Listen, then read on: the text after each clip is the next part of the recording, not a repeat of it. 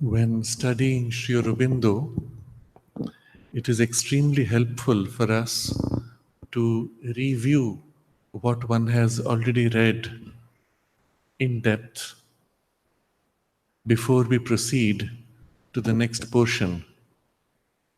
The reason being that, as the mother has explained, in reading Sri Aurobindo, something changes within us. Not only our consciousness, but she says physically, the brain cells grow. And when we reread, we understand more deeply. And so, although we have gone in depth in certain portions, before we proceed, we generally review what has been covered and discover further, deeper nuances which help us to better understand as we proceed. In the portion we have been studying, the chapter titled Oneness, Sri Aurobindo has brought us to the culmination of the way of integral knowledge and linked the whole movement of the yoga of integral knowledge to its highest and most complete transformation in the supramental influence and action. And we saw how the dawning of the supramental consciousness rearranges everything in us and puts everything in relation to the underlying oneness behind and reveals the truth behind the suggestions of the mentality, the will behind all of our efforts, the delight which is held in the underlying oneness behind all of our outreach of the sensations and emotions, and everything is then revealed in one grand universal movement of a single divine one and infinite. All our life, as well as all of our essential being, is transformed into the possession of Satchidananda. We saw the deeper sense of all these passages. And then in the paragraph we last read briefly, he unites the paths, the way of works, the way of knowledge, and the way of love and devotion. He unites all three into a grand perspective. We dwelt on that perspective last time, the grand vision not only of the cosmos, but also of the approaches of yoga, and how these different approaches unite into the large framework of the integral yoga. Reviewing this paragraph of the merging of the three paths, we will explore a few further nuances and suggestions that they point to before we proceed. He explains in what way the three paths are different and in what the three paths converge. This is important because when we begin to explore the history of the spiritual evolution of humanity, we find innumerable systems, philosophies, religious teachings and practices, each asserting its uniqueness, each each representing itself in a way that distinguishes from others. And if there are two which overlap, inevitably over time, Both the different systems will separate the overlap and give to the overlap a different meaning in their own framework. The result practically is that we find so many approaches and so many ways that it seems almost confusing and they seem irreconcilable. And yet, in this grand reconciliation that Sri Aurobindo shows of the three paths, we discover that in fact, all systems, all specialized systems of yoga, all approaches of philosophies or religions will find somehow their representation within these three. The reason being, these three broad streams merge into the Sachidananda, approaching it in its three major aspects, and there are no other.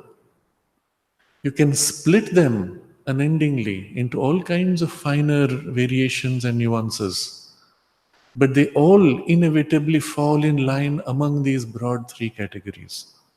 And so it's useful to review this paragraph from this larger perspective in how the three paths join, and how within these three paths there can be so many variations and combinations. So he says here, by way of this integral knowledge, we arrive at the unity of the aims set before themselves by the three paths of knowledge. By the three paths of knowledge, works, and devotion. Now, what he's saying is, you have three broad paths: knowledge, works, and devotion. Although they start with completely different positions, although they use completely different means, eventually they all come to the unity of the aims set before themselves. And in that unity, they discover they have come to the same one from different entry points. This is extremely important because otherwise, one could speculate that if you start with a different approach, if your practice is different, then maybe your goal also will be different. Maybe there are different experiences of the divine. Maybe there is not one divine, but many divine. In the biblical tradition, you have this very suggestive, although limited, expression where God says in the Old Testament that you shall not worship other gods. And it says, because I am a jealous God. So somehow implied is the idea that there can be different divinities that one could approach. Is there at all one Sri Ramakrishna Paramahansa prepared for this large unification of the different systems and religions when in his single being, in his single body and mind, he was able to pursue each of these different approaches of different religions, take them through their highest realization, and declare that having reached the highest, he had come to the same one divine. Now, this is an extraordinary declaration, even if logically or philosophically or intuitively we were to say there is only one divine and therefore you have to be able to come to the same one. Unless it is demonstrated practically, one could always have a doubt. In order to demonstrate practically for any of us, we would have had to go through many lives, developing our journey in each of these approaches, having attained to the realization of one across many lives. You would then again have to go through the process through another system and reach its highest realization, but without the memory of the previous lives' attainment. And you could not have a synthesis unless that could be realized in one person's lifetime, in one body, mind, consciousness. And that was the role that Sri Ramakrishna Paramahansa played in human evolution, by establishing the unity, the fundamental unity of the goals of all these paths, even if they seem different in the beginning, that there is only one divine to which you arrive, even though the systems and methods and philosophies are totally different. But this Sri Aurobindo now presents to us in an understanding that the integral knowledge also arrives at the unity of the aims set before themselves by these three paths. How?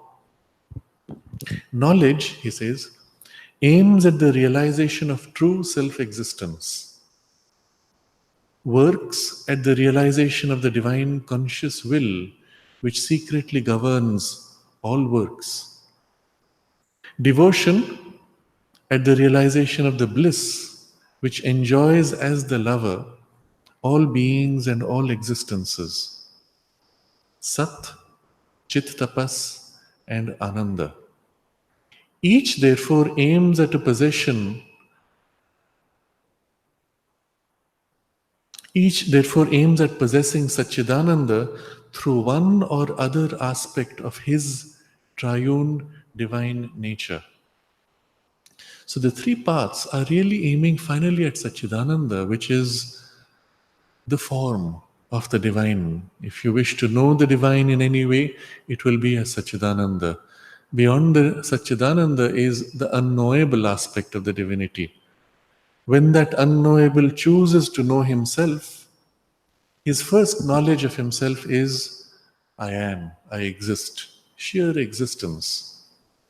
And the second revelation of his self knowledge is the awareness of his existence and the incredibly, unendingly rich multiplicity of that awareness and all its unending possibilities. And the third aspect of that is the delight of that awareness, and again, innumerably multiplied infinitely, although held in the same oneness.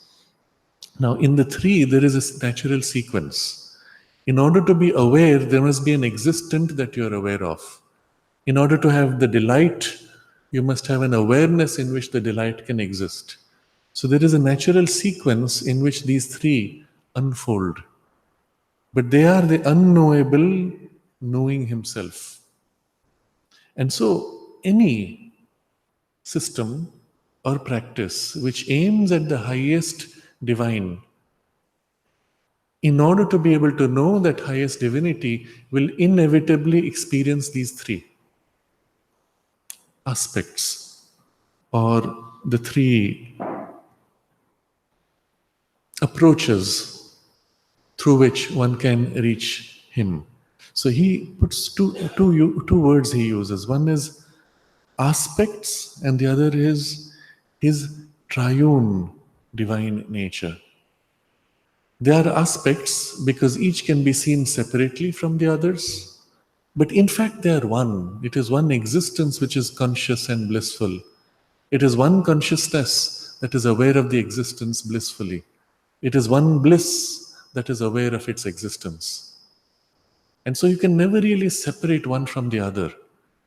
And yet you can exaggerate one to the point where the other two become so subsidiary that they seem to be non-existent, or they are subsumed in the one aspect.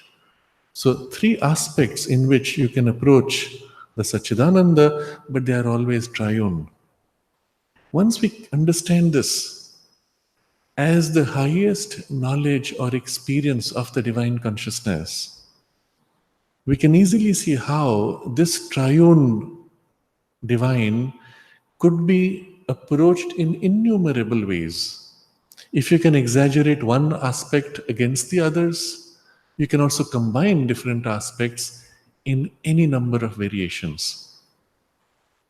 And this is what makes for the different specializations of different religions or approaches and philosophies. If you had to somehow explore all of them without actually going through each path, because you could have infinity of paths through innumerable combinations, then the one way to do it would be to look at the triune aspects in separation, experience them or build a whole approach uniquely through each of these three specialized aspects. And having experienced or mastered the three approaches, you could see how they merge or combine in infinite variations. Again, difficult for one person to do in a single lifetime, but for evolution, it is very interesting to explore this over a few million years, over a few billion people, across many cycles of civilization. So, what you see when you look at the big picture of all of the spiritual evolution of humanity, you see this broad pattern: a tendency for a specialized approach of knowledge, which aims at the realization of the Sat exclusively, the tendency for a specialized approach of the path of works, which aims at the realization of the conscious force exclusively, and a tendency for the approach of the yoga of love and devotion, which aims exclusively at the realization of the Ananda. Even though they may set themselves an exclusive aim, when they reach that exclusive aim, they discover their aspect is triune. And if they do not stop short with their exclusion, they will eventually merge into the triple realization of the Satchidananda. And so, inevitably, all these paths in their higher attainments open out to the unity of the three approaches. You could design the three paths so that you prepare them from the beginning for this triple merging. And this is what Sri Aurobindo has done when he has described the three paths. Here, the path of the yoga of knowledge, he has defined right from the beginning as the yoga of integral knowledge. And in the integrality of the beginning, in the integrality of the method, in the integrality of the goal, we have already set up a context that allows for the smooth merging of these three paths. And the same way with the yoga of works, he calls it the yoga of divine works and the yoga of divine love. In all three, although describing them in their separateness, he prepares from the very beginning for the merging of the three. At the end of each of these sections of the yoga of works, knowledge, and devotion, he describes the merging of all three as he is doing here for us. And so, somehow, in the practical expression of this, Sri Aurobindo points to a triple path which can in fact be practiced simultaneously in a triple way by the three parts of our being. In the part of our seeking for knowledge and the mind's seeking, we are broadly following the yoga of integral knowledge. In the turn of the heart and the love from the heart, we broadly follow the yoga of divine love. And in our will and action, we broadly turn the whole movement in the yoga of divine works. All three simultaneously are possible.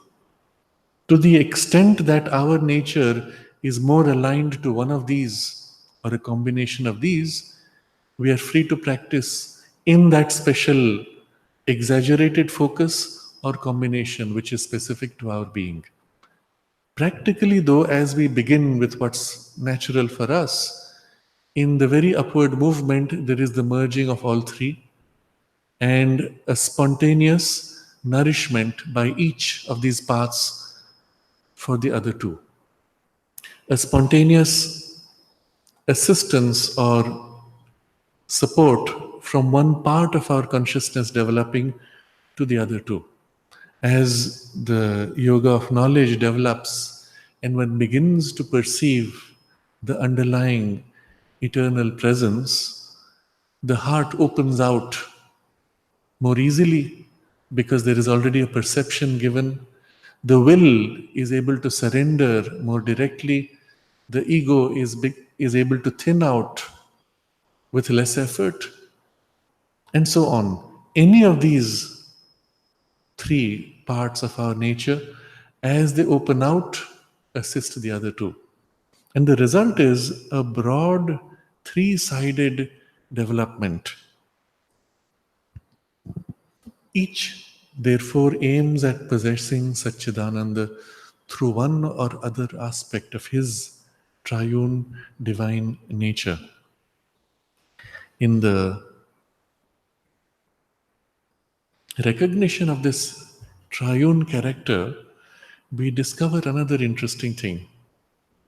If everything is ultimately a representation or expression of the Satchidananda, through many veils, let us say, even the flower is an expression of the Satchidananda, then in everything there will be the triune aspect. The flower has something underlying which represents the Sat, some essential character of pure existence, which is innately the flower as it exists. And then second, it must have some essential character of the Chit Tapas, the existence taking on the form of consciousness as force, expressing, articulating, developing itself. And then there must be some essential aspect of the Ananda, which then flows out in this unfolding of the flower itself.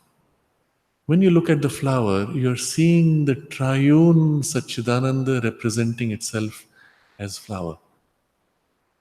The scientist looks at the flower and says, yes, you have color, you have property, you have design, you have structure, you have aspects of the proportions, mathematical proportions and geometry. And he tries to go back to some fundamentals which rule and make for the flower, the laws, the essential principles. And that represents the aspect of the Sat. And so the scientist will say, in the way the flowers are patterned, in the spiral of the leaves, in the spiral of the petals of the flowers, as they open out, there are certain mathematical proportions. There is the perfect, what's the term used? The perfect ratio, the golden ratio they call it, which is naturally seen. And so on, he will discover principles which are essential and eternal. You take any two flowers, in their actual form, they are completely different. But in their essential principle, they are identical. All flowers of these species will have the same underlying mathematical principles, laws, biological principles, chemical principles and processes, chains of dependencies of chemical processes. All that will be common because they are eternal and they are everywhere in the universe the same. And this is the aspect of the Sat which the scientist is probing, ignoring the joy of the flower, ignoring the energy of the flower which actually pushes for the blooming and the expression and the perfume. Because those, for the scientist, are ephemeral. The scientist is so naturally blind to them that he doesn't even question. If I can get to the essential principles, then it will explain everything. That's the logic of science, isn't it? The botanist, on the other hand, is looking at the unfolding process because he realizes that the same flower seed is blooming differently here and blooming differently there. What can I do to assist this proper blooming process so that the flower can grow to be full and complete? And his focus is on the chemistry or the bioenergetics of the flower, ignoring the underlying permanence of the physicist. Or the artist will say, oh, this is so beautiful, the perfume is so extraordinary, and he will try to capture something of that aspect of the joy, And he will say, oh, these scientists, they do not appreciate the real flower. For me, the relationship with the flower, with the plant, with the life is what is important. And you see how this could make for three very different approaches. And in fact, we have that in the way human beings relate to any object, any experience, because everything contains this triune Satchidananda. You could push this insight deeper into everything. If you know any object, any event, any experience, if you know it and you think you know it entirely, look deeper and look for the triune aspect. If you do not find the triune aspects, then you have missed something. Because always in everything, the three aspects will be together because they can never be separated. If something has to be completely expressed, all three aspects must be present. I have a friend who somehow caught this idea and then tried to see if he could find this in his reading of Sri Aurobindo's Savitri. Now, I don't know whether what he claimed is perfectly true, but he claimed that as you read, each line successively captures one of these three aspects, the aspect of the Sat, the aspect of Chittapas, or the aspect of Ananda, and they keep weaving around one after another. And there's some truth to that. You can actually look for what each line represents and you'll find them. But it need not be forced. The idea is in everything, the three are present. In order to know the thing entirely, you must know these three facets. Further, we find something fascinating. The three are present in the tree, let's say, in the seed that grows to be the tree. But in each branch, which may represent one of these aspects, you will have again all three. In each of those, you will have again all three. Everywhere, there is the three emerging out of any specialized facet or combination of the three. Everything in the universe is made up of combinations or play of these three aspects of the Satchidananda. If you take this again to its logical conclusion, then even in our study of sciences, of our study of the arts, our mastery of any skill, we would look for the three and the full mastery of the three aspects if we were to be perfect in that field, whatever it is. So I'm leaving this as a suggestion. Not only this principle which he is describing is true of the highest realization of the divine, it is true in everything, in every field, in any skill, in any mastery. There will always be the aspect of the knowledge, the way of knowledge, the aspect of the way of works, and what it leads to is the will, the conscious will behind, and the way of devotion which will lead to the delight behind. And all three need to be known in a way that the three merge into each other. It is not enough that I have this and that and the other. The three must merge to a point where they are seen to be almost indistinguishable from each other. That's when you found the underlying unity, when they become triune and not three aspects. Having said this, Sri Aurobindo now highlights what each of these paths is giving to us. First, by the way of knowledge, what have we come to? And this is done in a brief summary of a single sentence. Then he takes up in an entire paragraph the result of the way of works and how the knowledge merges with the way of works, and the same with the way of devotion and how the knowledge merges into the way of devotion, but an entire paragraph for each. By knowledge, he says, we arrive always at our true, eternal, immutable being, the self-existent which every eye in the universe obscurely represents. And we abrogate difference in the great realization Soham, I am He, while we arrive also at our identity with all other beings. So, 6 things are covered. The first 3 are around the true, eternal, immutable being, which we find our true, eternal, immutable being. We touched upon it last time, but we have to explore this a little more deeply. What is meant by our true, eternal, and immutable being? And the nature of that being is that it is self existent. It is represented by every eye in the universe obscurely. In it, all differences are abrogated, and we arrive at our identity with all beings. But what is this first thing which leads to all these results? The first term he uses is true being.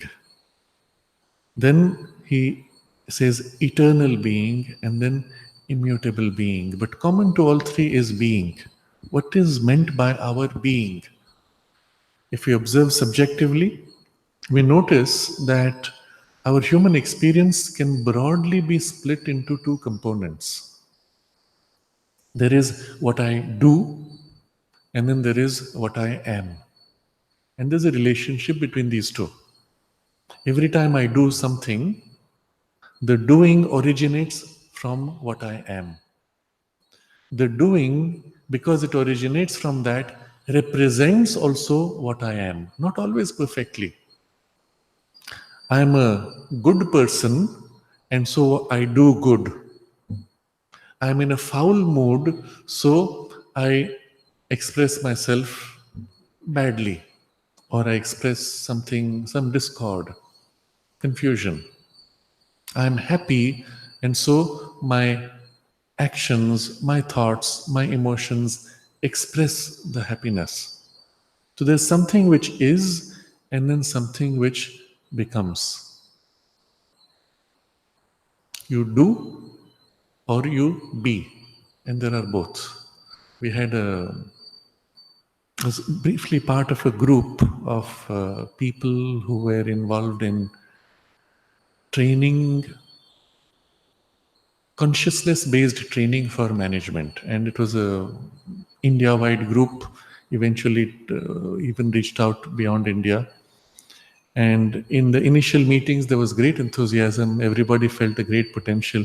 Here were experts in their own fields from different approaches, working in the field of management for consciousness development. And then suddenly there was a split in the group. There was one part of the group which wanted to turn this community into some action. We wanted to do something where we could work together to change, to amplify, and to assist in some broader change. And then there was another group which said, no, we just want to be with each other and not have to get into doing. Let's just first be. And so this was turned into a joke. Doobie dum dum. This is a song. Doobie, and we kept oscillating between these 2 groups. And I think eventually the group just fizzled out. We couldn't come to some resolution. And the reason for that, over time, as I was dwelling upon it, I saw the reason for that is the do and be are so different. It's the same within us. The be and the do are split. In the yogic terminology, it will be soul and nature, that which is and that which works out. And how do you join them? What's the meeting point? If you observe subjectively in yourself, it's very difficult to find a link. What you are doesn't do, it simply is. The part that's doing, well, it never stops to be. At best, you oscillate between these 2, you switch between 2 different things, but you never find a link point between the 2. Being is simply. And that's why he uses these 3 terms: true, eternal, immutable. being. It does not change, it does not move. But then what does it mean to have true being? Because as we observe in ourselves, our being is not quite entirely being. We discover sometimes when I am in a deeper, more complete, more true am, and then sometimes I lose that, and then I'm in some kind of an am which is a little shaky, not quite me. So we discover that there is this awareness, not the doing, but the awareness from which the doing emerges, but itself is not necessarily the deepest or the most stable. So there are many beings or states of being, we may say. And I shift from this state of being to another state of being. Or there are parts of being in my mind which is being, and emotions which have a being, and my body which has its own being. When, for example, it's an interesting experience we've all had, hopefully, at some time or the other in life, that you have had a part of your body which is anesthetized. And some doctor injects something, and your hand becomes numb or your leg becomes numb. And a very interesting experience there is you're aware that you have a hand, but you have no sensation of it. And that gives you a glimpse of what is pure body consciousness without mind. You see, we are normally so intertwined. Our mental body and vital body and physical body are so deeply woven into each other that we do not realize what they are. We do not experience them in their separation. So when you say, I'm conscious of my hand, no, you're actually conscious of your mind's awareness as hand.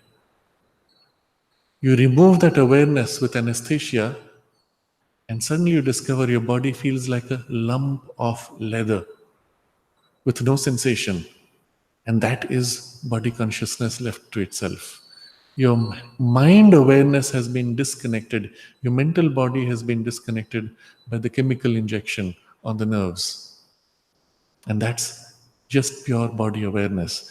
If you can become aware of your gross body awareness in that way, independent of mind, independent of life energy and the impulses that they bring, then you can feel body consciousness, and in the body consciousness, you'll discover there's something that is. And in that is, it knows. And in that knows, it is content. You know, the triune aspect, but purely embedded in body consciousness. And there, the being of body is experienced so distinctly from the being which is otherwise your normal I am, which is mind's being.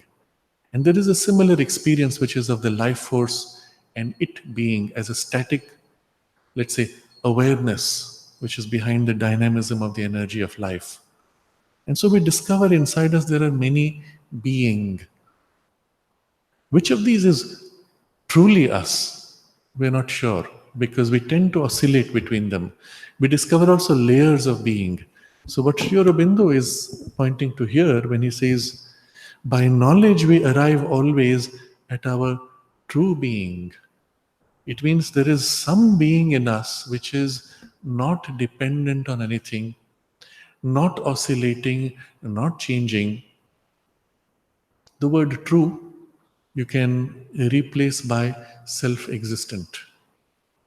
That which is dependent on something else, which is modified by something else, which needs something else in order to exist or to be stable, well, it's not permanent, it's not real in itself, it's not true. And so if we go deep enough into ourselves, we discover there is something which is not dependent on anything else. The entire universe may be destroyed, and this would always remain. It does not need the universe. But it being there, the experience of universe becomes possible. And that is true being. And our true being is also eternal being, necessarily. But the first glimpse is true being. And then we discover it is eternal and it couldn't be otherwise. If it was temporal, it would not be true, isn't it? So, underlying true being implied is that it is eternal. And then the third word, immutable. If it was mutating, if it was changing, well, it couldn't be eternal. And so he uses these three terms to describe the real being. Well, by knowledge, we arrive always at our true, eternal, immutable being.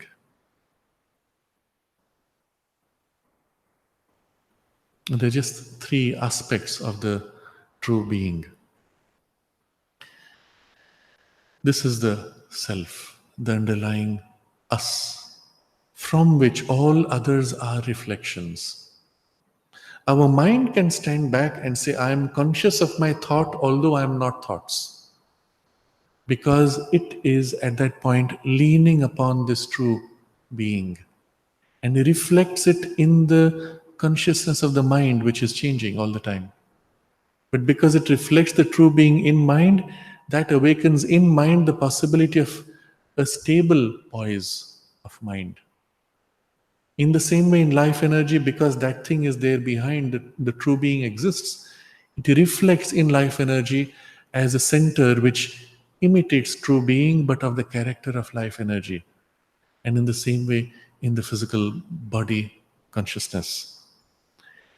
On all planes of existence, there is the experience of some stable, immutable, eternal, true poise of awareness as a reflection of that which is the ultimate, true, immutable, eternal being. Similarly, from the mind, from this poise, in every thought, there will be a reflection of this mental Purusha. And in the reflection, in the thought, I have now this extraordinary plan, this work that I will do acquires a character of independence of its own. It is a separate thought, it is an idea, a project which acquires identity, can exist because it reflects the mind's being. And inside it is the chit tapas, the energy of the thought, of the being now expressed, and then the delight, the play. This is so interesting, so fascinating. But these are not truly that, because first of all, they are not immutable, they are mutating. Therefore, they are not eternal. If anything is changing, at some time the change will be so great, it will no more be what it was. So they are not eternal, and therefore they are not real. Meaning, they depend on circumstances. At some point when the circumstances change enough, suddenly the whole thing fizzles out. Where did it go? I used to be so passionate about this or the other, and now it's gone. Where did it go? I have changed. It never really existed somehow in my present awareness. But you see a very interesting phenomenon taking place. There is the true being, eternal, immutable. It is reflecting in this process of nature. And wherever it reflects, it creates the appearance, the semblance of some stable center. From where it reflects again to create appearance of other stable centers, and again, and again, and again. Now this is extremely important to understand the next step. We have a series of reflections of this true being, each less true, less eternal, less immutable, all the way down to the most superficial appearance. My finger, the cell inside my fingertip, the arrangement of my nerves and muscles and everything is backed ultimately by some stable center which has its own energy and dynamism, which makes it unique in its working, in its action in the world, and having within it a unique play of delight, of being, and of action. If I look at a particular muscle in my finger, that muscle is true is real, is serving some meaningful existence in the universe, as long as it fulfills its true function. If you take that muscle out and put it somewhere else, it ceases to be what it was. It does not fulfill its function. It is out of sync, out of alignment. It becomes a malady. It becomes a cancer. It becomes an illness, a disharmony, and a cause for problems. Put it back where it was, and now it is perfect expression of a truth. For as long as it is dependent on the overall truth of the hand, which is dependent on the overall truth of the body, which is dependent on the overall truth of the person inhabiting this living body, which is dependent on, and so on. You see something very interesting here. A series of reflections of the one true, eternal, immutable being, reflecting each time an imitation, each making for the reality of that momentary appearance. So now when you look at the flower and a petal and a molecule in the petal, that molecule is fulfilled and is momentarily true in its right place in the universe, dependent on the overall petal, which is again in its right place, fulfilling its function in the universe, dependent on the reality of the flower, which is in its right place, fulfilling its function, dependent on all the way back. So, by knowledge, we arrive always at our true, eternal, immutable being. So, we go back all the way to the one thing which supports all these things across many layers. And then he says, the self existent, which every I in the universe obscurely represents. Now, you see how this works. Every I, the flower says, I exist. I am flower. What is it actually representing? That one, obscurely represented in the flower and as the flower. And everything in the universe goes back to that one true, eternal, immutable being, which we discover by the way of knowledge. The self-existent, it exists by itself. All other things exist by it. Now, can there be two self-existents? So let's say this exists by itself, that exists by itself. And how do they relate to each other? Do they depend on each other? Well, if there are two which are existent by themselves, everything else flow from them, then the things which flow from them separately will clash. Or if they merge, that would mean that the two self-existents are the same. They are the same one self-existent. There cannot be two self-existents. All self-existents can represent differently the one true self-existent. So, when we arrive at our true, eternal, immutable being, it is also the self-existent which every I in the universe represents, obscurely. This word obscure, very interesting when you go to the etymology of it. The obscura, let me just look at this term. Obscure, the etymology goes to ob, and the root is scurus, the root scu. Ob is over, scu or scurus is cover or shield. Cover over. So you read the same sentence. The self-existent, which every I in the universe obscurely represents. Everything is represented by a covering over of the true I, which is now covered up and reflected or represented through covers in everything. The table obscurely represents the one I as the glass, as the flower, as each one of us. Except the table doesn't have the ability to go back to its awareness of what it truly represents.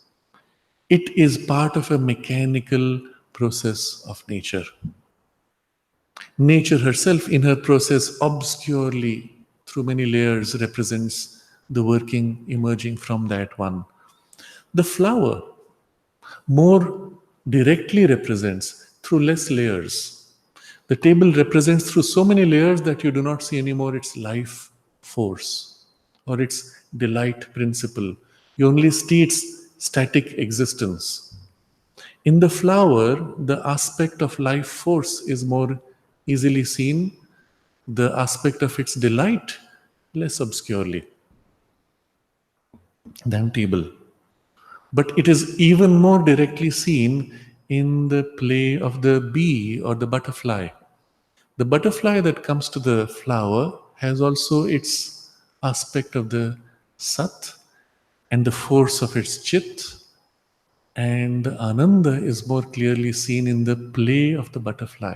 So the butterfly comes, briefly takes the nectar here and flies off, and another, and another, and another, and another. It seems to be enjoying itself so much in the variety of the perfumes and tastes of the nectar. It could just as well have said, okay, I have so much hunger, I need so many grams of food, and I can get it all from a single flower. And can keep going at it until it's full. And that's it. It doesn't have to wander all over the garden. But the delight of the butterfly is in experiencing the full, rich variety of the delight of the flowers themselves. As children, we were taught a song, the butterfly, I'm translating from the Hindi loosely. I fly from flower to flower. With one flower, I make a conversation, and with the other, I play a little game, and with the third, I have a different relationship. And it's the butterfly telling you how it relates to different flower. And with another, I give a wink of my eyes, and from each, I take the delight. That's the broad line of the song. If you think more deeply, who is butterfly? Remember, it is a representation of that and its delight. What is it enjoying? The flower and its perfume and its nectar, which is a representation of that. It is Anandam of Satchidananda in the butterfly, which enjoys Ananda of the Satchidananda in the flower. And that is not complete unless it has tasted all the flowers in the universe, isn't it? So it's as if each butterfly is playing, expanding the scope of its play of experience of delight.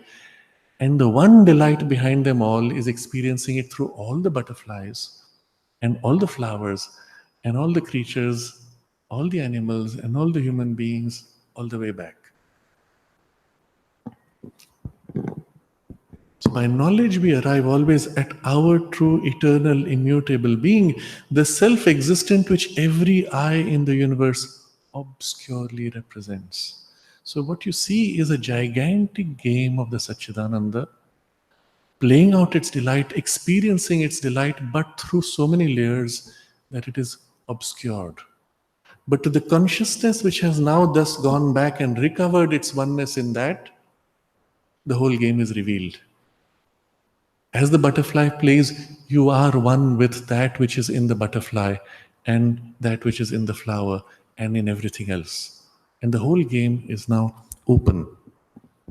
And the result is, and we abrogate difference in the great realization. So the etymology of this word, abrogate, is also very interesting.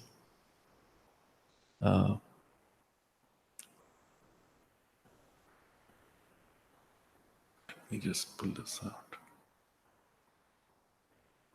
There is the ab, which is away, rogate, ask, inquire, propose. So ask away. Effectively, the meaning is the complete removal, abolish. Away from, remove until it ceases to be. We abrogate difference in the great realization.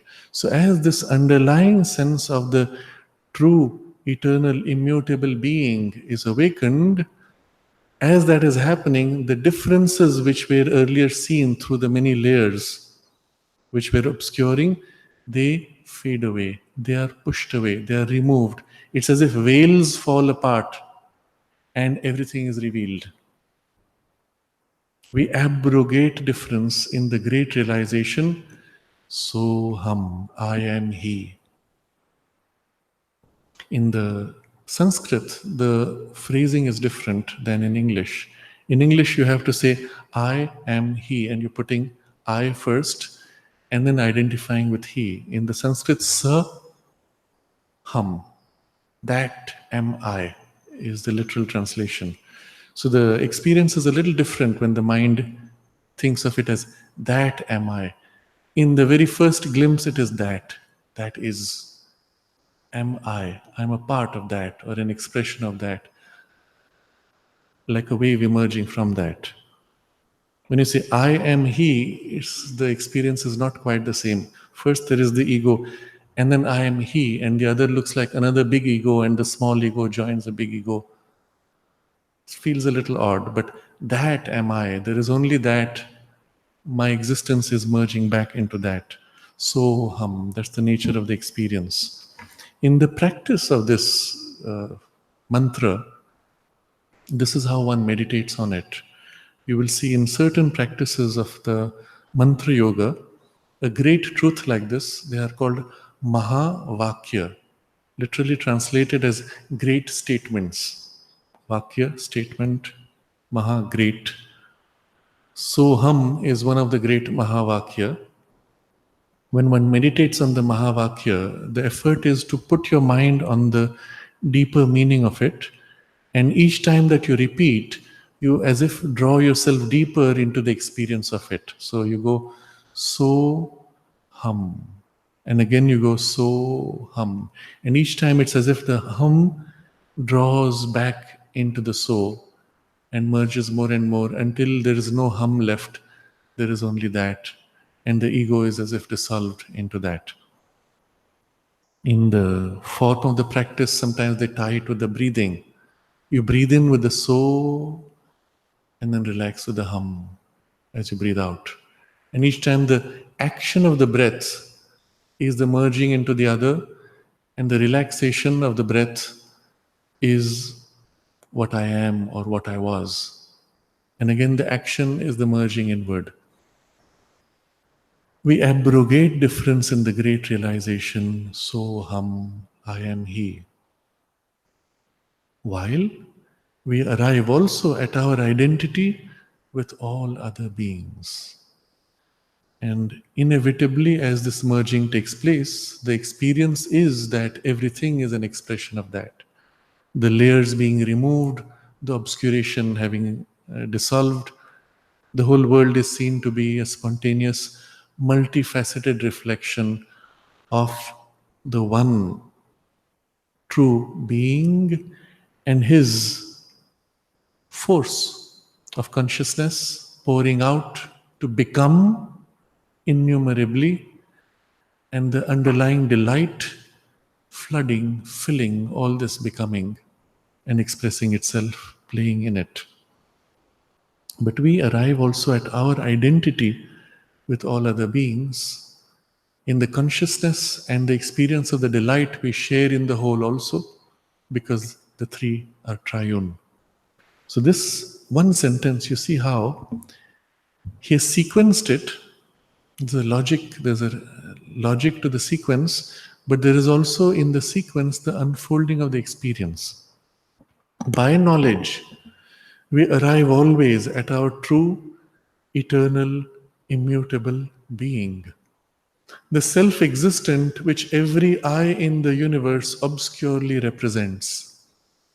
And we abrogate difference in the great realization, Soham, I am He, while we arrive also at our identity with all other beings.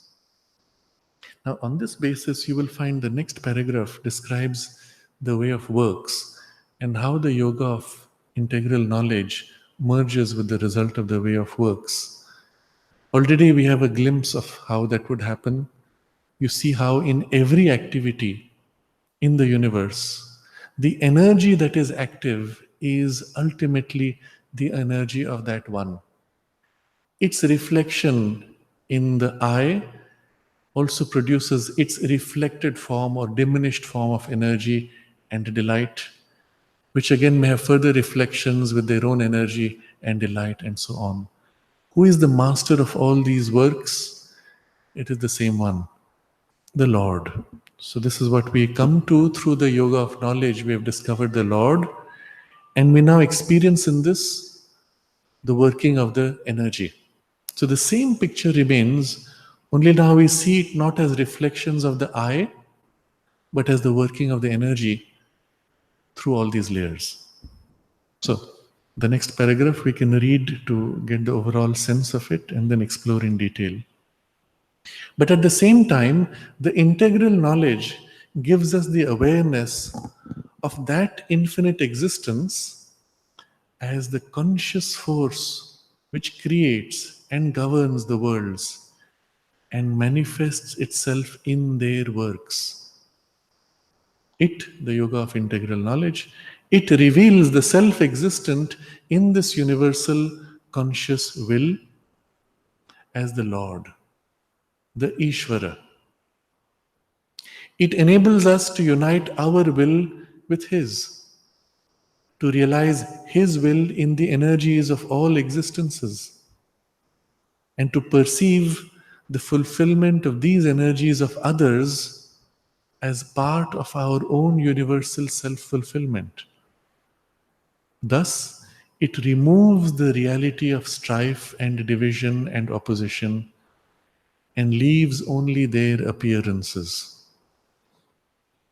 By that knowledge, therefore, we arrive at the possibility of a divine action, a working which is personal to our nature but impersonal to our being, since it proceeds from that which is beyond our ego and acts only by its universal sanction.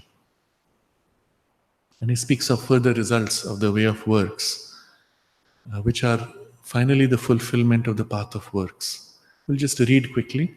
We proceed in our works with equality, without bondage to works and their results, in unison with the highest, in unison with the universal, free from separate responsibility for our acts, and therefore unaffected by their reactions. This, which we have seen to be the fulfillment of the path of works, becomes thus an annex and a result of the path of knowledge. Now you see how all that he has described as the result of the path of works automatically are part of the what we saw earlier in this grand vision of the result of the path of knowledge, except you have shifted perspective from the aspect of the Sat of the Satchidananda to the aspect of the Chit energy of the Satchidananda. The same picture, shift of emphasis, and you have the result of the path of works. So let's see how this works in the whole paragraph. At the same time, the integral knowledge gives us the awareness of that infinite existence as the conscious force which creates and governs the worlds and manifests itself in their works. So we saw the infinite existence. From the existence is also the conscious force. What is this force doing? As in the flower, the pure existence of flower is the originator of the force which makes for the blooming movement of the flower and the enjoyment of the flower. If you go back to the step behind in the existence of the tree, the energy of the tree is making for all the branches and all the leaves and the flowers including. Go back one step and another step. Each time you come to an existence which is more essential, with its energy more essentially creative, behind all the other finer specializations of the energy. And when you go back all the way to the one infinite existence, we find that as the conscious force which obviously creates the entire universe. And he uses the phrase worlds. Not universe, worlds. Because a universe of many worlds. Each world is so complete in itself that entering it, it would feel as if you don't need anything else. Our experience of this universe is of the physical world. It is so complete, infinite in itself, eternal in the universe. You find eternity, you cannot find a beginning or an end. So diverse and so enjoyable that you would not even feel the need for something greater if you didn't know there was something greater. Unfortunately, or rather fortunately, there is a part of us which is already part of that greater reality. So, although we enjoy the physical life so much that we don't want to die, something inside us senses there's something more that we are missing. And so, after having enjoyed the physical life, we still feel it's not enough. There is some dissatisfaction because we know something more is possible. If not for that, we would be very happy with what we are. As you will see in animal life or in plant life, they're so happy to just be and fulfill their role in the play, in the forest, and that's it. The human being is dissatisfied because of this higher, deeper part which knows there is more waiting. So, the originating, essential, infinite existence is also therefore the originating conscious force which creates the worlds, and many, many, many worlds, infinitely diverse. But it not only creates, it also governs. And here comes an important idea. The role of that force as governor is presiding over. It as if sets the imprint of everything that follows. And then each part that is put out, into which an eye, a separate eye, is reflected, has its own particular impulse unique to that eye. The tree has a unique impulse, the flower has a unique impulse of consciousness. So that it seems as if the impulse in the flower consciousness is different from the impulse which is originating from the universe. Because the universe is not a flower. The universe is made of many galaxies and many more things. It includes flower. So it seems as if each subsidiary impulse has its independence. Although all those are possible because there is this underlying impulse, and so it governs but is not directly involved or does not seem to be directly involved. In the same way as the governor or the president of a country, he presides over. In presiding, he sets an imprint, the imprint of the constitution. The local executive of the government acts on behalf of the president. So if you get a letter from your local tax official, it is signed as representing the president of the country. But he is not the president. He is only representing the authority in his limited domain of taxation as somebody else does in his other limited domain. So it's almost as if, although it creates everything, it allows the freedom of everything to play out, and so it keeps the poise of governing the worlds and manifests itself in their works. Although it governs, its action is actually working out in the details everywhere. And so this consciousness, this conscious force is aware of itself as this presiding, creative, and manifesting power. What do you call it? What is the word one would use? The possessor, the owner, the one who is everything, isn't it? Lord. It reveals the self-existent in his universal conscious will as the Lord, the Ishvara. The word Ishvara is derived from the root Isha. Isha is possession, lordship. Implied in it is the enjoyment. The Ichha, the word Ichha, which is desire, also comes from the same I and with similar sound. And so there is a combination of ideas in the root sound of Ish, lordship for the purpose of enjoyment. Sri Aurobindo uses this phrase in his commentary on the Isha Upanishad, where he says something like this. He says, what is the purpose of possession? What is the purpose of lordship, he says. The purpose of lordship is possession and enjoyment. You inhabit so that you may possess and you may enjoy. So implied in this whole description is not only he is pouring out to manifest, to become, but he is also in it, possessing from within and enjoying from within. Ishvara, the Lord. In the usage in English of the word Lord, the House of Lords in the British Parliament is, they are possessors of property. In the old days, they were assigned by the king ownership of a territory. They looked after, people paid them taxes, but they owned everything there, including the people. And what was the point of that ownership? Well, they enjoyed it. Everything served them. That was their little universe. As our individual lives and our little homes are our universe. We arrange things in our little room so that we may enjoy our possessions. So everything in the universe, you will see, is replicating this grand lordship, Ishvara, in their own little egocentric, partial, temporary, I-based enjoyment of their little universe. In the Isha Upanishad, the very first line goes, all this is for the habitation of the Lord, every universe within the universe.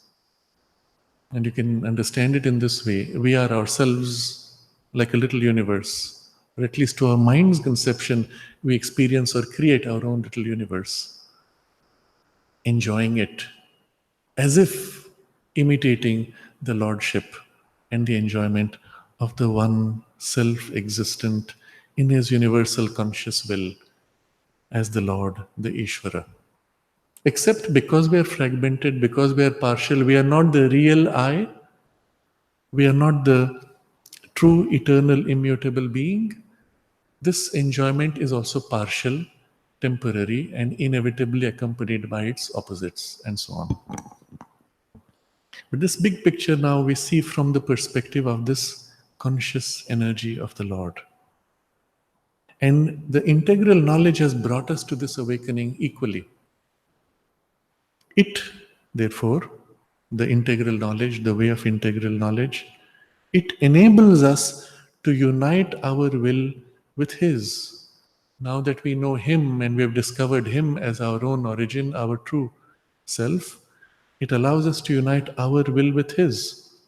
And now you see the chain which will follow the exact same sequence of the yoga of works. In the yoga of works, the primary effort is to put our will in alignment with the divine will. Recall the earlier example. The muscle of the finger serves when it is in the right place.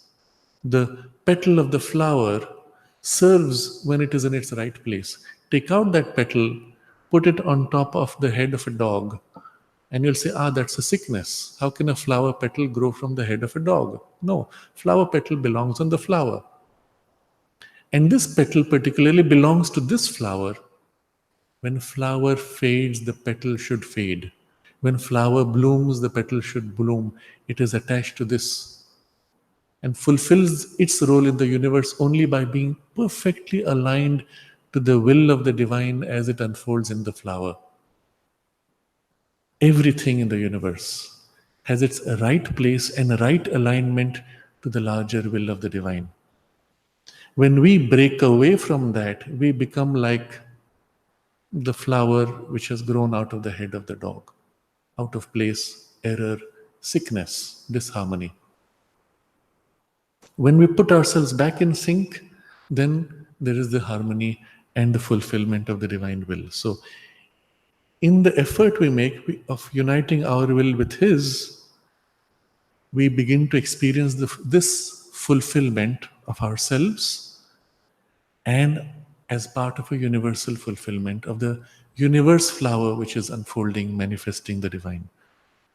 So it enables us to unite our will with His, to realize His will in the energies of all existences, and to perceive the fulfillment of these energies of others as part of our own universal self fulfillment.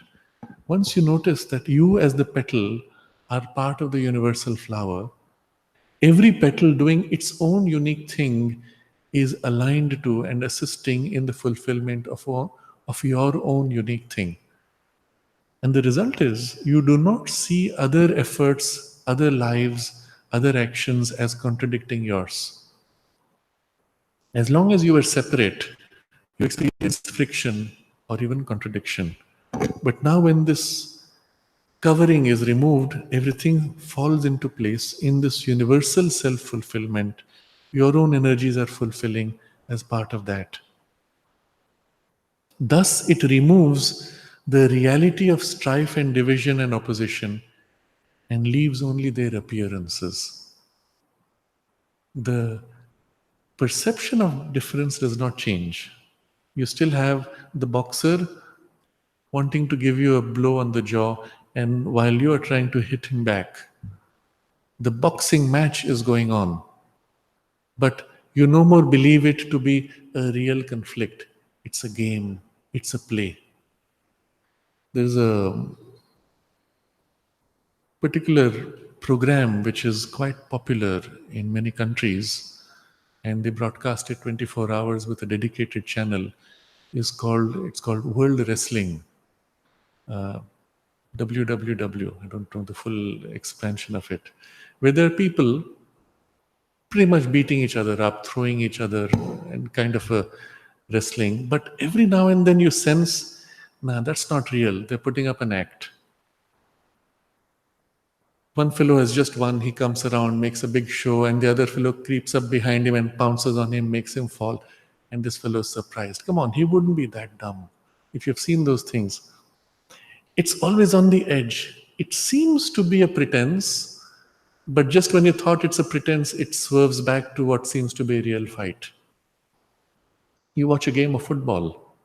Everybody is so committed to defeating the other. When the whistle blows, suddenly that tension relaxes, and then now they pat each other, shake hands, and so on. Implied in every experience in the universe, in every opposition, in any conflict, division, or strife which you see, implied behind is this larger play that is going on, and the play of the delight.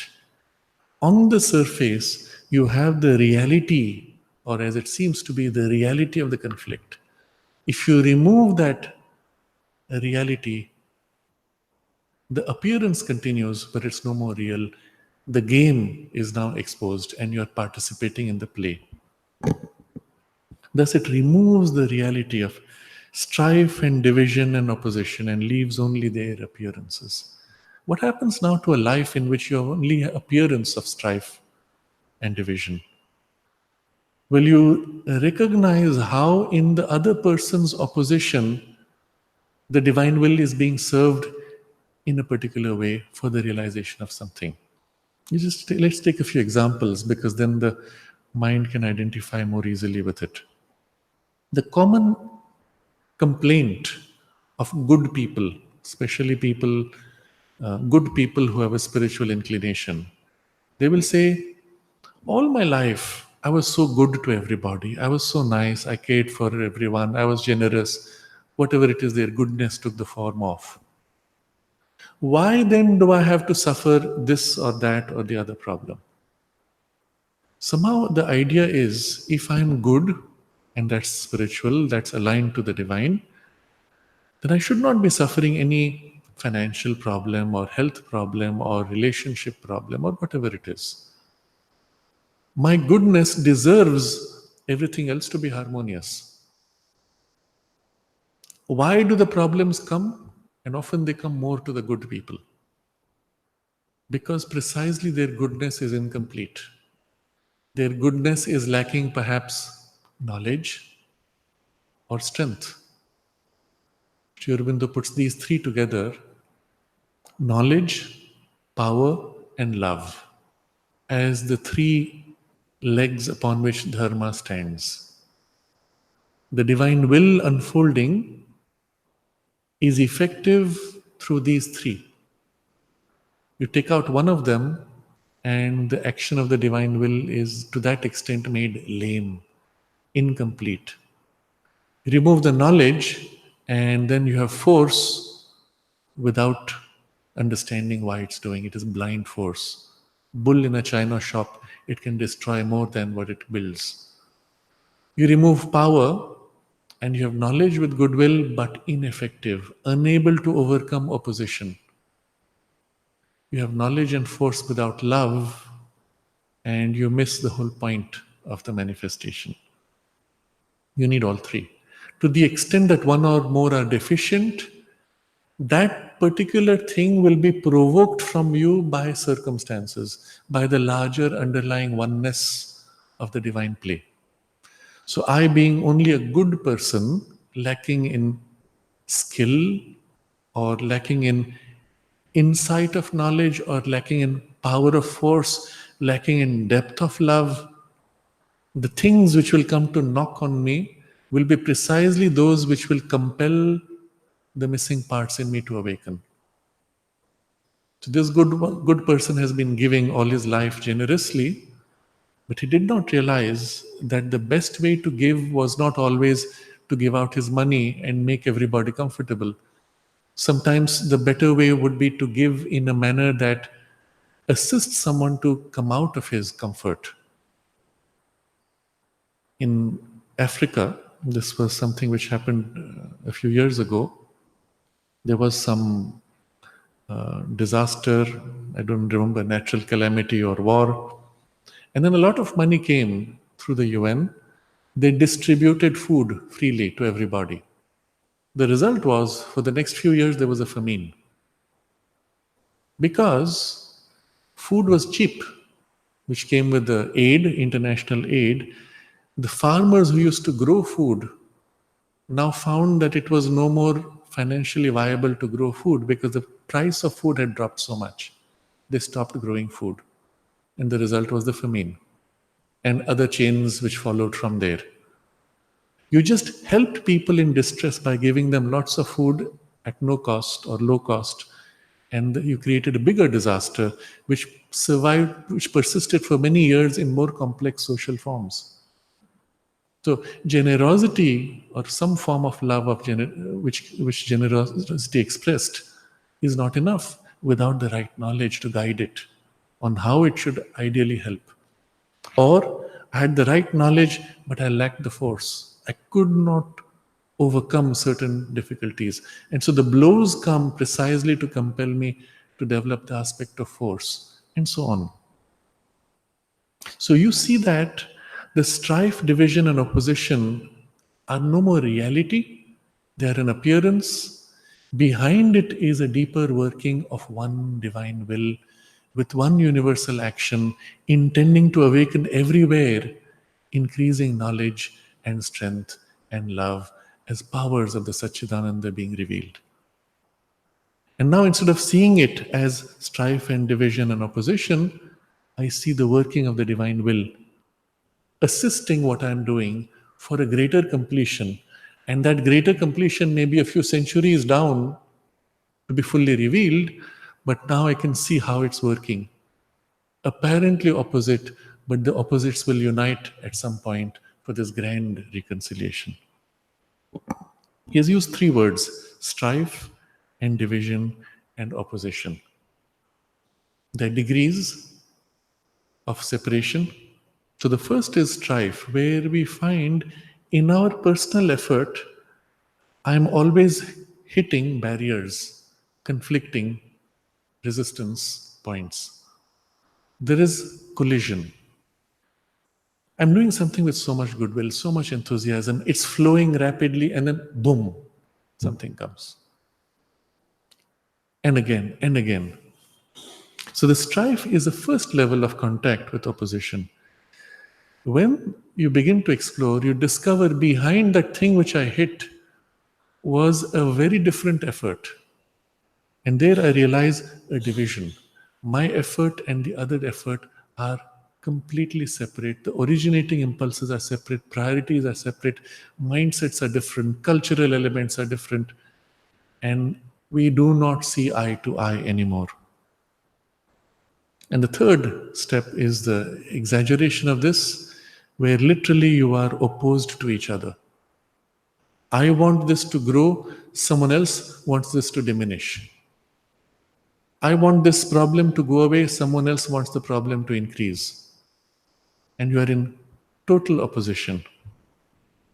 In the example we saw earlier of the wrestling match or the football game, you have two teams with exactly opposite goals. This team wants to put the ball in the other goal, and this one wants to put it in the other. Exactly the opposite. Equally matched as far as possible. The football game would not be interesting if you started by making one team stronger than the other. The outcome is set. What's the point of watching the game? The delight of the game is precisely when they're both equally balanced, equally strong, and aiming at exactly the opposite goals. And then you have the most exciting, the most thrilling football game, isn't it? So, in the setting of the universe, initially, the greater the opposition, the more unpredictable, the more complex and rich the nature of the play, and the more varied the character of the delight. Now, when you see from the concealed layers, obscured, you see opposition everywhere. For every good effort, there seems to be an equally contrary effort, which the other fellow may think good from his perspective also. When the obscuration is removed, you see only the play of opposites to make more rich the final result. But it requires you to remove those veils and requires you to see more deeply and farther in the outcome. If you look at the earth as it was 3 billion years ago, they say the earth's lifespan it's been around for 4 billion or so years, 3.5 billion years. Go back long enough and you will see on earth only the clash of lava bursting, rocks being thrown and smashed against each other. That whole thing gradually cooling to have oceans, and the waves of the oceans bashing against the rocks again and again, shattering them over a few million years to create fine sand. And then in that again, repeated collisions of grains of sand being churned against each other by the tides and each wave. And if you saw just that, you would say, what a pointless, futile struggle. But all of that was needed so that you could prepare the fine layers of fertile soil in which eventually plants could grow and all the rest of the complexity of life develop. If the fundamental base is made rich and complex early on, then you have a much more interesting and complete expression of the delight. So all this is already pointing to us to the possibility of the next paragraph, where Sri Aurobindo will speak also of the aspect of delight.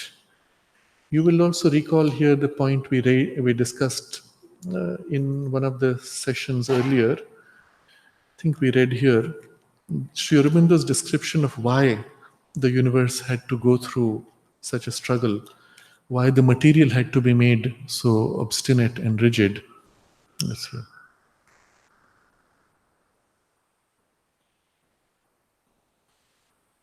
And he explains this in many ways.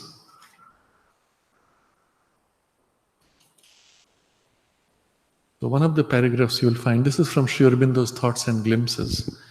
Nature starts with this distortion.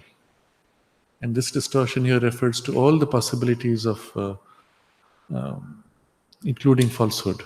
Nature starts with this distortion and plays with all the combinations to which it can lead before she will allow it to be righted. Afterwards, she gathers up all the essence of these combinations into a new and rich harmony of love and freedom. But before that, what are the distortions? Well, the very opposite of love and freedom. And all those distortions are allowed their full play.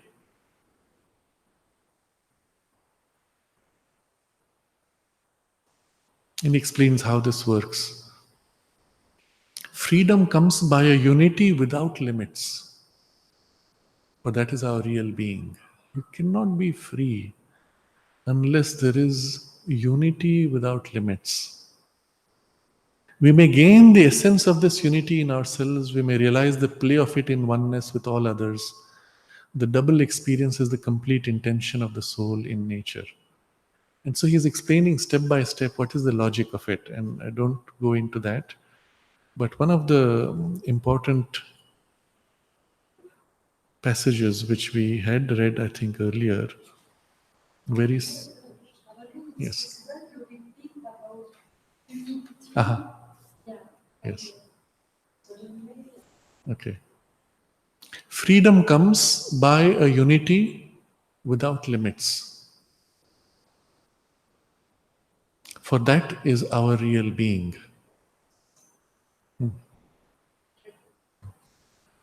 And he explains why this has to be. God has made the world a field of battle and filled it with the trampling of combatants and the cries of a great wrestle and struggle. Would you filch his peace without paying the price he has fixed for it? Distrust a perfect seeming success. But having succeeded, thou findest still much to do. Rejoice and go forward, for the labor is long before the real perfection. And why it should be so? Now, these are all descriptions he's making of the nature of this struggle.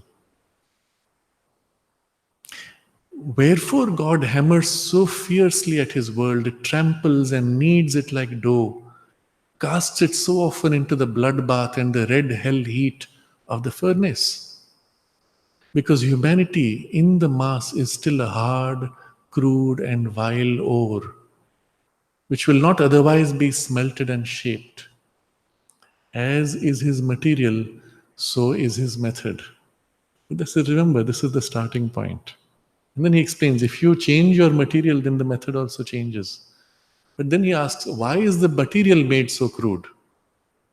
Wherefore he selected or made such a material when he had all infinite possibility to choose from?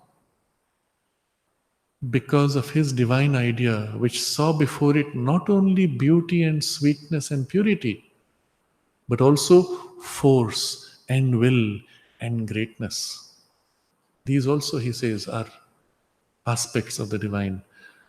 The greatest force is born out of the greatest difficulty. I'm not reading the whole, but here we get a glimpse of why this strife, why this opposition, this division and opposition.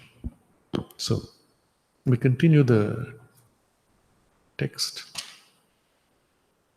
Thus it removes the reality of strife and division and opposition and leaves only their appearance. By that knowledge, therefore, we arrive at the possibility of a divine action, a working which is personal to our nature, but impersonal to our being. Remember, in the Yoga of Works, this was the sequence of the evolution, that as we grow in uniting our will with the divine will, we discover that there is a larger working of the divine will, and it is possible for us then to act through our particular temperament and nature, unique to our stamp and our individual need, and yet be in alignment with a larger divine action and see even our personal action as part of that larger action, and so impersonally. So you're fulfilling your personal enjoyment or personal need because that's how you are cast. And at the same time, you're not attached to your personal action because you see it as part of a universal action. So only when this large view is awakened, this happens spontaneously. By that knowledge, therefore, we arrive at the possibility of a divine action, a working which is personal to our nature, but impersonal to our being, since it proceeds from that which is beyond our ego and acts only by its universal sanction. And automatically we have benefited from what would have been the results of the yoga of works as a consequence of the yoga of integral knowledge. You see how there is one source which is working from beyond our ego, works in a universal sanction, supporting all these multiple egos or little eyes doing their thing. And yet, because it has put a universal sanction, all these little eyes somehow end up aligning to that larger goal that it has set. And our little eye is similarly a part of this whole. So while I'm making my personal effort, while I may succeed or I may fail or I may go through alternations of these, I am not personally attached to the outcome. I am not personally affected by its success or its failure, because I see it as part of one large movement, impersonal to our being and yet personal to our nature. Again, being and nature. Remember, nature is this particular movement that is the imprint of your energies. You can only act within that. You cannot act outside that. You cannot tell a tiger that, well, you know what, it's not good to eat a non-vegetarian food, you should eat grass. The poor fellow is going to get an indigestion and probably die. He has to go by the nature which is formed. The consciousness is separate from the nature, remember? So the nature is bound to follow in its natural grooves. If your nature is that of an artist, it is through art that you will grow closer to the divine. If your nature is formed as a questioner, it is by questioning that you will grow closer to the divine. If your nature is one for action and work, well, it is through that that you will grow. All the time, whatever your nature, you, remember, are separate from nature. Being, what happens to being? Being is impersonal. It accepts, okay, this is my nature, that is another person's nature, that is another person's nature. And it's impersonal to whatever the pattern of working takes place through your nature. So by that knowledge, therefore, we arrive at the possibility of a divine action. This is the nature of the divine action. A working which is personal to our nature, but impersonal to our being, since it, the working, proceeds from that which is beyond our ego and acts only by its universal sanction. And finally, we come to the great result of the yoga of works. We proceed in our works with equality. Having this large perspective, whatever happens to your current efforts, success or failure, it doesn't deter you, because you're seeing the larger goal towards which you will keep on working, irrespective. We proceed in our works with equality, without bondage to works and their results. Imagine if you were given this assignment. You have to make this effort, you have to dedicate all of your life to it, and it is going to fail because we have decided that it's going to fail, and all your efforts will be destroyed in the flow of time. Nobody will remember your effort, but you have to dedicate your entire life for it. Would you be able to do it?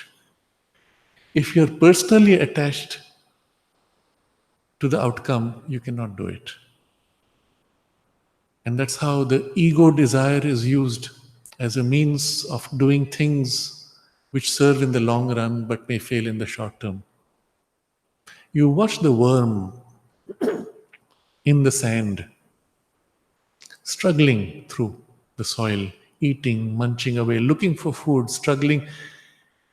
and all the pain and suffering it has, and then a stone falls, clutch, gone. Poor worm, poor life of the worm, gone in a moment, and all the effort that it did. Over a few million years, all the worms have made the soil so fertile now, an entire space which is so fertile.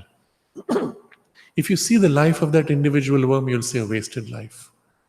If you see the larger will working through the millions of worms over millions of years, then you see one single action working through those individual desires and struggles.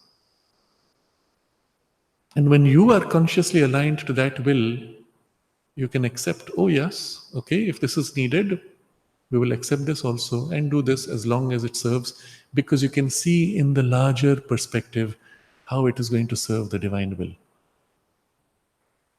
The people who worked, let's say in any great revolution, I will come back to the example in the Indian context, where people came out of their homes, gave up their comforts to face colonial rule, to face bullets, knowing they might die and never come back home. For what? So that India may be free. For what? You can already have a comfortable life. Why do you want India to be free? Will it be more comfortable? If you think about it logically, it may even seem ridiculous. Why do you want to give up your current comforts? You can understand people who are oppressed, that they fight to gain their freedom so that they may have a more comfortable life. But how do you explain people who are already comfortable giving away their comforts, entering a danger zone of bullets to fight for an ideal which they may not see in their lifetime? And this is only possible if that ideal is so vivid to you that you can see, and it is so much greater to you that your personal life comfort or discomfort is irrelevant in the larger fulfillment. And that glimpse was given. It is that which inspired this awakening, which led to the revolution, which led to its result. And when that glimpse subsided, people fell back to their pettiness and smallness once the freedom, independence was acquired. And we see this pattern everywhere in the world. And there's a great revolution taking place. Momentarily, people are seized by a great ideal which seems so vivid. And once the work is done, it's as if that force goes and suddenly they fall back into their pettinesses. You saw in South Africa some very big names who were fighting apartheid.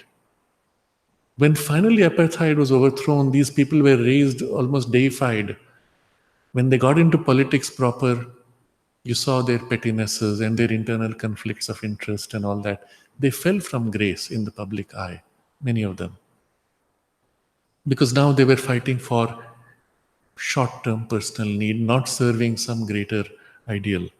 So, when that is there, we proceed in our works with equality, without bondage to works and their results, in unison with the highest, in unison with the universal, free from separate responsibility for our acts, and therefore unaffected by their reactions.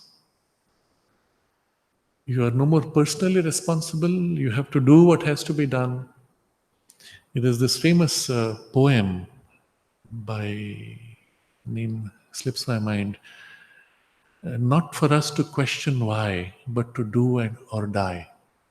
To do and die. In the battlefield, it's a soldier's task. He gets an order, you have to do this. Knowing you're in an impossible situation, you have to block the enemy for 2 hours.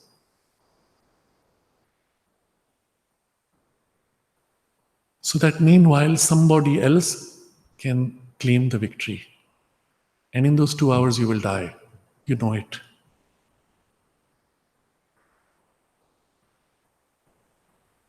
And the soldier can do that because somewhere in his battle, he fights not for a personal result, but for an ideal, for the country, for the family, for the people that he loves, whom he doesn't even know. We had a very interesting discussion. It was in the context, it was in a lecture which I had in the Rotary in Delhi and we had some discussion about Pakistan and India. It's almost now 20 years ago, but I remember that interaction because of this very important idea.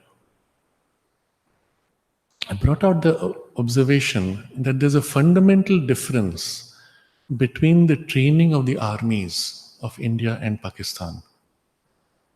I said, in India, in the Indian army, you're trained to fight for what? To protect, to defend, to serve your country.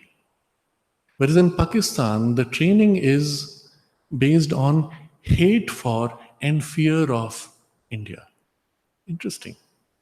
Why is this? Because Pakistan does not have an identity in itself. It is not an independent nation. It does not have a nation soul. It is an arm cut off from the body. And so an arm by itself has no existence. It serves no purpose. And the only way it can be kept separate is by creating fear or hatred towards the body of which it is a part. And so in the very partition of India, the innate sense of survival of Pakistan as a separate state required hatred and fear. And so the training of the army is built on hatred and fear to India, which is, after all, itself. It's a very strange thing. And so when people meet, without that army brainwash, when people meet the greatest of friends, you cross the borders and everybody loves each other. When Indians walked over for the cricket match, they were welcomed by the Pakistanis, given free food, you are our brothers, and all the wonderful things took place. On the edge of the border, armies fight because they're ordered to fight, because they've been trained to fight. But still there's a difference. One side will fight and give up life because they love their country. The other side will fight and perhaps die because they hate the other. Now tell me which has a deeper motivation, which will survive longer, which is innately true, and it's obvious what the outcome will be. This side fights for love of the country. That side fights for hate of itself. It doesn't last. It breaks up internally. The mother has an interesting observation she made to Sat Prem in the agenda. She was speaking of the last battle which took place with Pakistan in 1971 war. And she had advised Indira Gandhi to finish the war with Pakistan also. And she could not do at that point because of pressure from the US. And the mother said, it's a big error. Because of this, India will suffer greatly. And then after a few weeks, she tells Sat Prem, I have seen how this will happen. It will not be through war. The world situation will change, and the US will support India instead of Pakistan. And then Pakistan will begin to break up into 5 parts. One by one, they will want to secede and rejoin with India. Very interesting. And if you see that, I'm mentioning this because it's actually happening now. The change in the balance of forces has taken place. And internally, that which does not have an identity, does not have a real I, begins to break up into 5 parts because it has 5 regional identities. And through all this, we have to look at the big picture. And I'm pointing to this because the drive, the motivations to give up oneself for a larger cause exists when you have the sense of that cause. When you do not feel that cause, you break up, you fall apart. What do you serve? Eventually you will end up falling back to something which is true. And in this case, it will be the regional identity. Pakistan has no identity anymore. It is Punjab, it is Sindh, it is the northwest frontier provinces, etc. And those identities will separate and therefore secede. But still they don't exist in themselves unless they rejoin the motherland. And so there will be some effort to merge and so on. All this is an example of how larger motivations can allow us to give up short-term benefits without being affected by the reactions. in unison with the universal, free from separate responsibility. This is how it was when in past lives we have worked for some ideals and they could not be realized. At each point we made those efforts, it was because we lived for an ideal. And even when they failed, we kept on and clung to the last.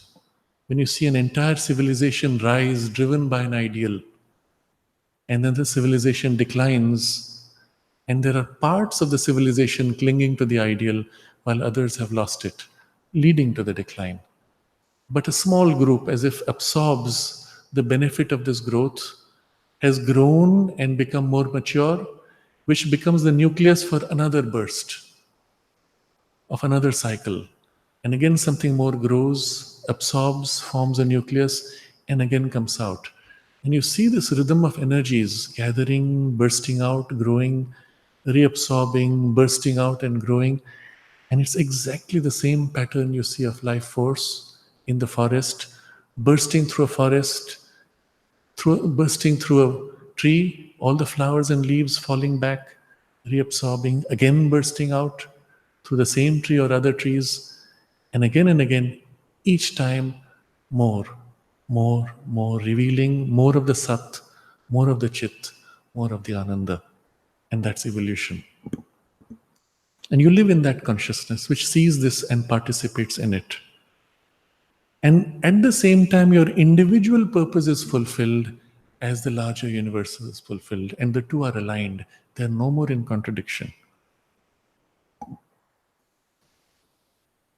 This, which we have seen to be the fulfillment of the path of works, becomes thus an annex and result of the path of knowledge. So, if the path of integral knowledge is integral enough, it leads to inevitably the result of the path of works. And then in the next paragraph, exactly the same thing he will take with the path of divine love.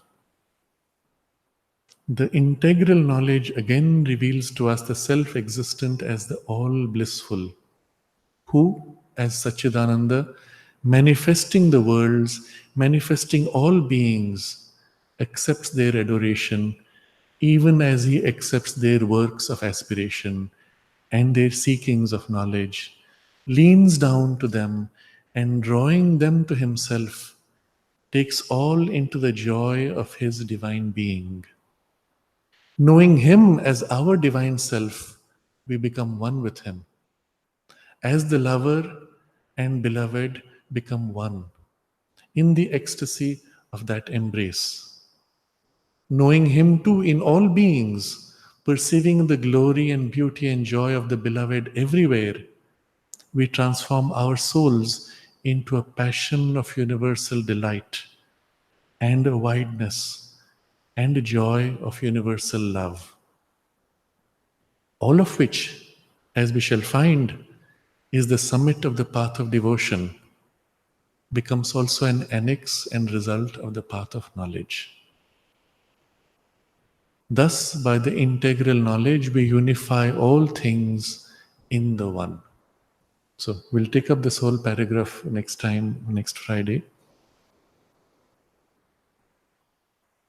And we have here a glimpse of how a single path, although begun as a specialized focus on an aspect of the Satchidananda, can open out into an integrality which includes the results of all paths.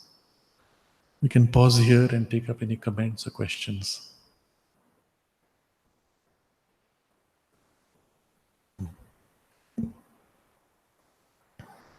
What an extraordinary vision that Sri Aurobindo gives us, so complete, so comprehensive, unifying so much.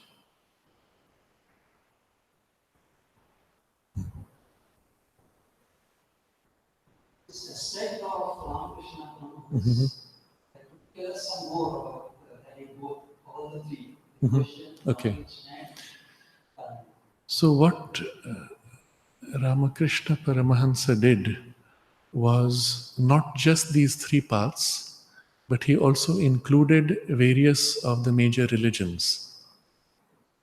So he practiced Christianity, Islam,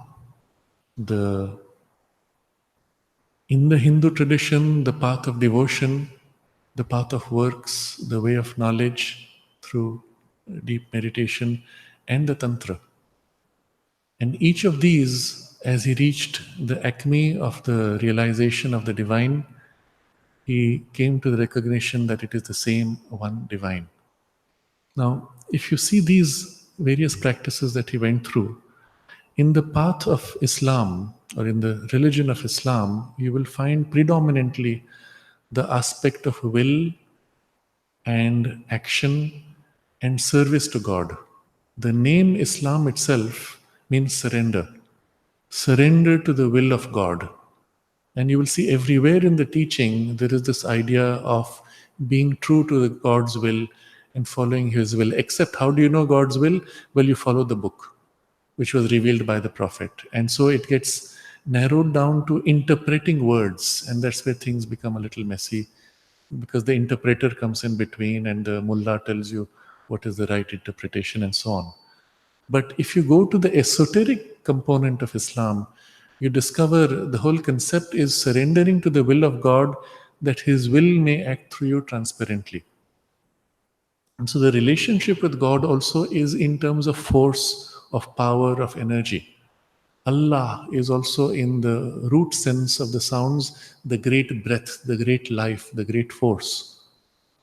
And so that's the relationship which is the dominant theme in Islam.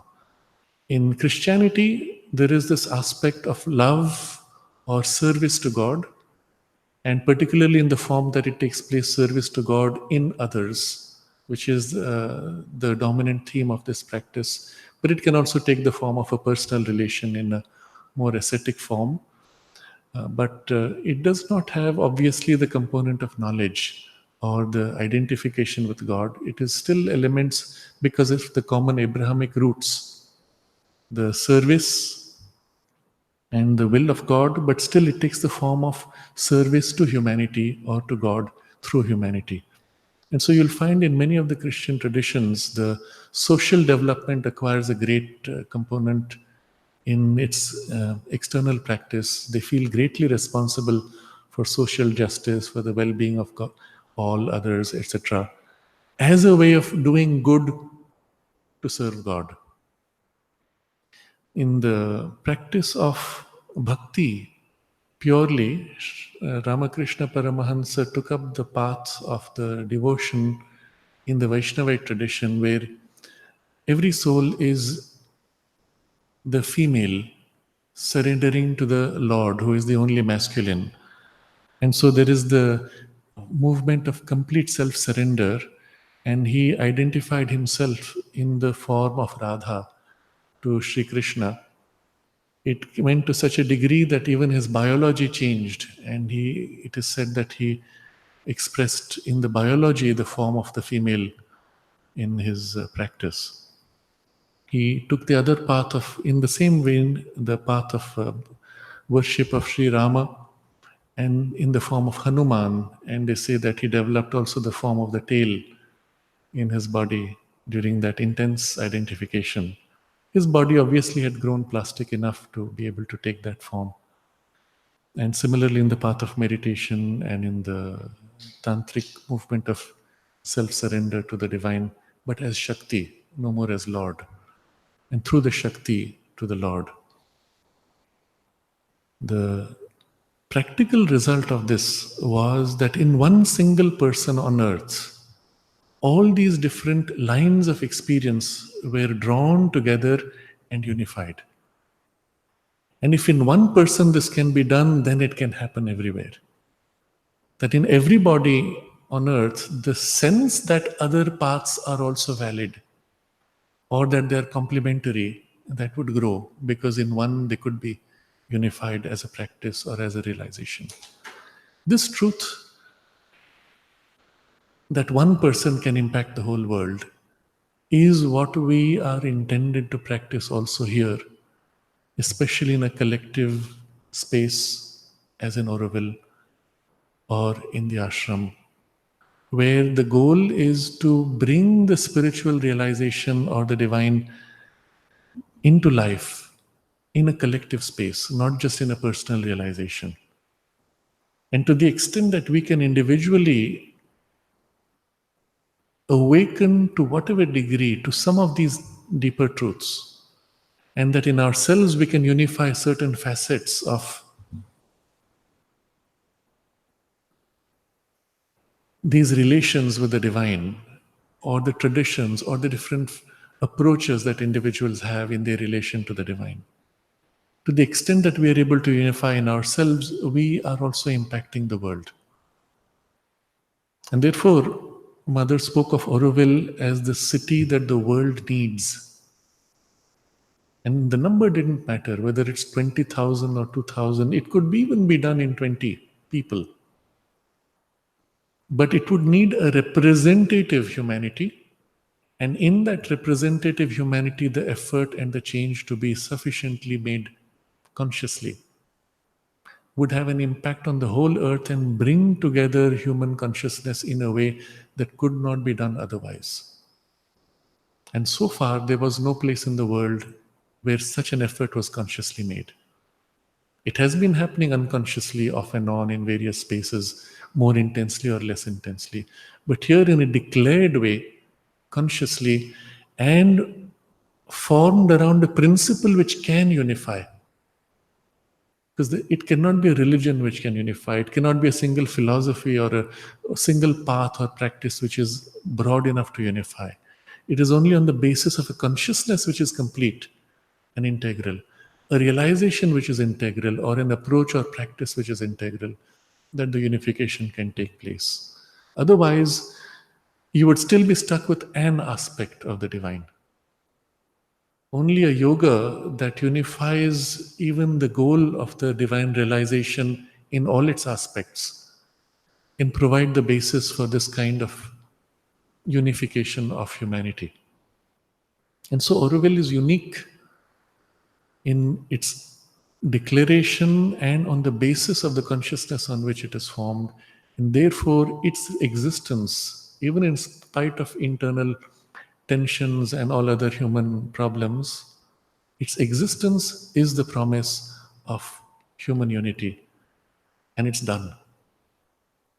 The rest is a process of unfolding. Again, if you go back to this text, when you see this larger movement of the divine working, you can see it's done. It's done there. And the rest is a working out here. And that's why Mother made some very unusual comments. She said, fortunately for Auroville, I don't depend on human beings. I don't depend on human efforts. And you don't understand how that can be. If you have to create a whole new city, well, you are dependent on human efforts, right? No, she's not, because of this.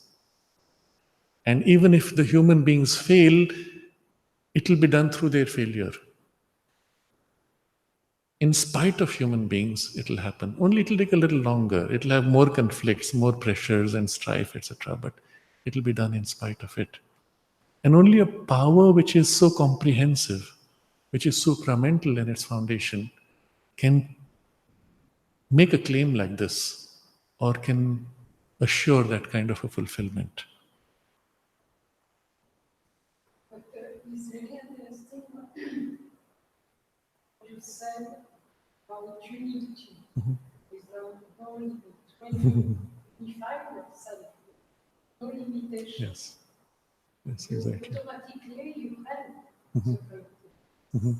Automatically, Yes. without. But it's a process. Yes. And that's why in the external working, she gave most importance to the physical representation of this unifying consciousness, which is the Matrimandir. And she said to build the Matrimandir as soon as possible, because after that everything else would become simpler. And it gives us a hint that our personal effort will always enter in conflict with others' efforts, with all the good intentions, if there is not this unifying principle consciously brought in between. And it means for us to consciously try to bring this into our lives every day.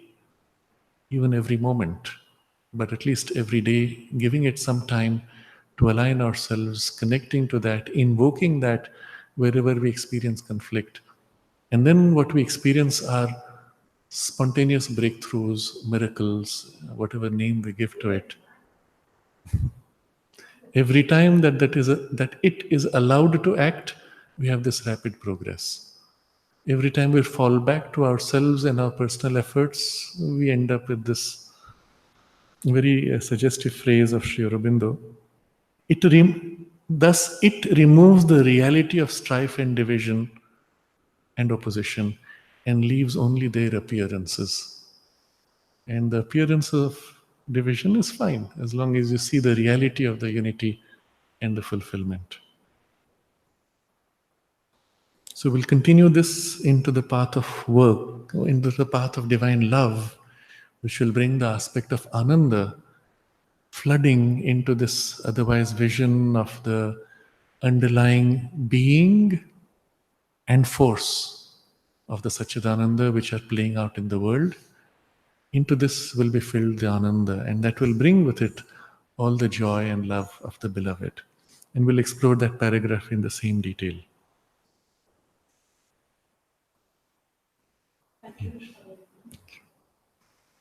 Thank you to Sri Aurobindo for this wonderful gift.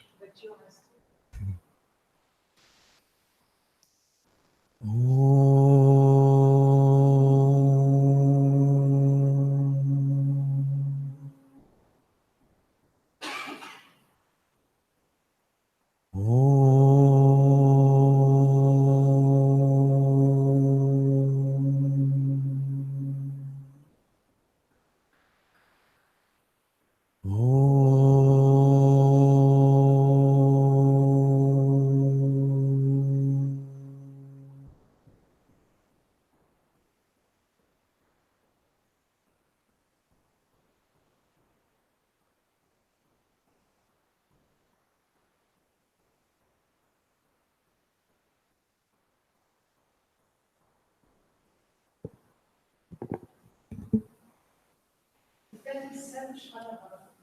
Many times after the class of Savitri, I say, thank you, Shradha.